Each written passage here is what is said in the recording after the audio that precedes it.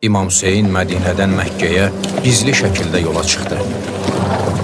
İmam yolda bir neçə nəfərlə qarşılaşdı ki, onlardan biri Əbu Sərəhə adında şəxs idi. O imama Məkkəyə getməsini tövsiyə etdi və dedi ki, Yezidin adamları səni təqib edir, Məkkə isə əmin bir şəhərdir.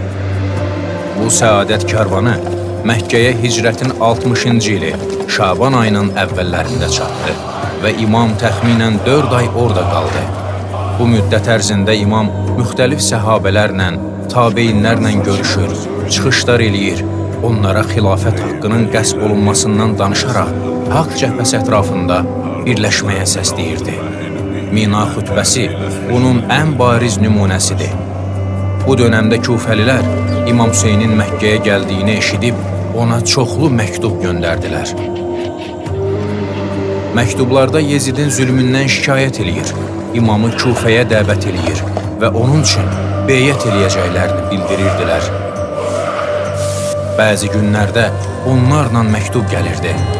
Rəvayətə görə məktubların sayı 12 mindən çox idi. İmam Hüseyin əleyhissalam bu məktubların doğruluğunu araşdırmaq və Kufədə olan vəziyyəti öyrənmək üçün bir nəfər etibarlı şəxsi ora göndərmək qərarına gəlir.